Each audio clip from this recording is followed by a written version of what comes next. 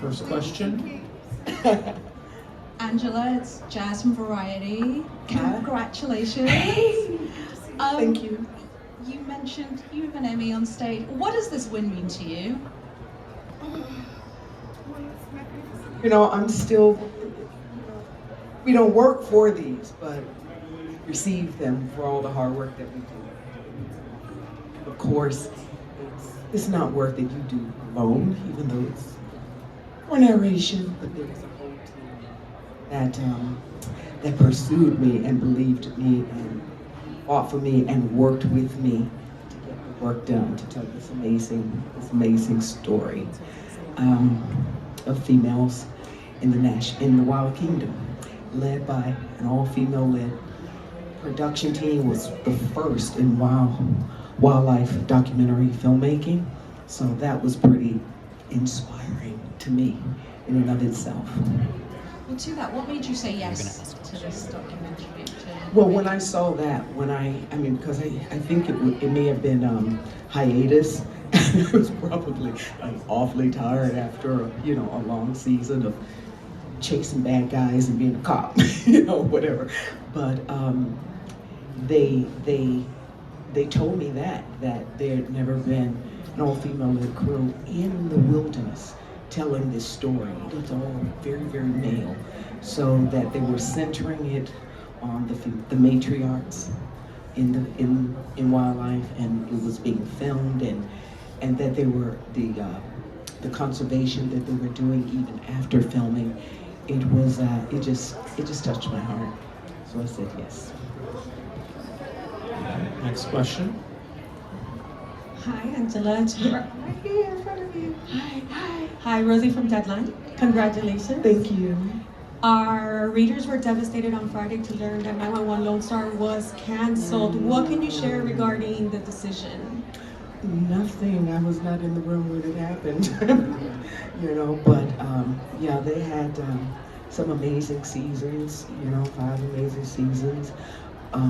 It was also, the same year that we went from Fox to ABC, so there was a lot of change in the mix, and that was about all I could keep up with. But yeah, they did great work, and it's not over. There's a lot of other great cities in this country, so you never know where, and they all need help. So. Thank you so much. One other question in the corner.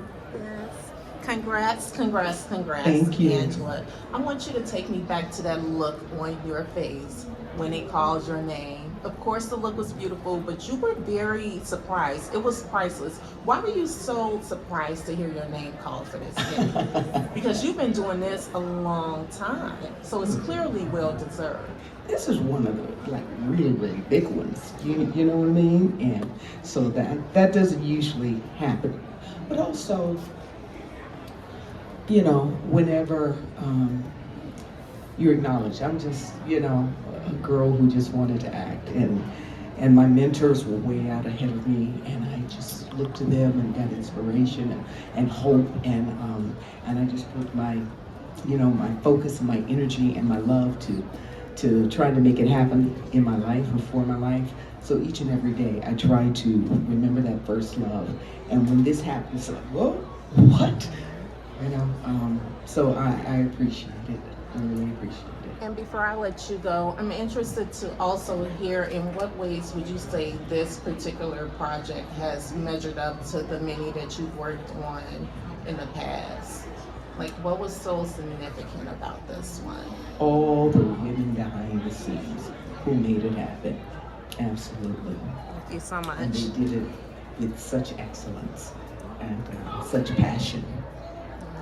Congratulations. Okay, thank you. Any other questions?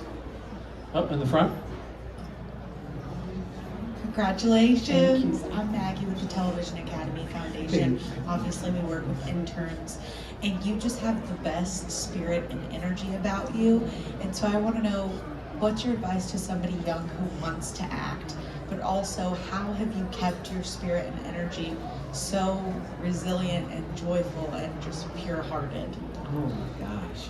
Yeah, because every day isn't like that. Of course, every day is not great, but be a glass half full type of person. You know, decide that you want to be that type of person. You know, find what it is that you love and never let the joy stealers take it from you. You know. Mark from British Cinematographer magazine. I had the privilege of talking to a lot of those cinematographers who shot many of those episodes and watching a few. And one of the things that really impressed me was the narrative arcs in each of these episodes and the drama. And I was wondering if you, as the narrator, if there were any of those, I'm thinking of the, like the lioness episode and the hyena episode in particular, but if there were any that caught you by surprise in terms of where the story went and how that affected maybe the way you came to it as a narrator. Oh, I remember, you know, there are some matriarchs I wasn't familiar with, like the jewel bees, you know. And of course, when we think of matriarch and mother and all of that, we think, you know, these thoughts of nurturing, you know, and sacrifice. But she sacrifices her own daughter. So, you know, as much as you had, you know, the positive in some of the situations, it was quite shocking.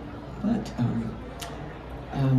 it's not unlike any animal in Indy, you know, any other animal, you know. There's the best and the worst of us, so let's look toward the best.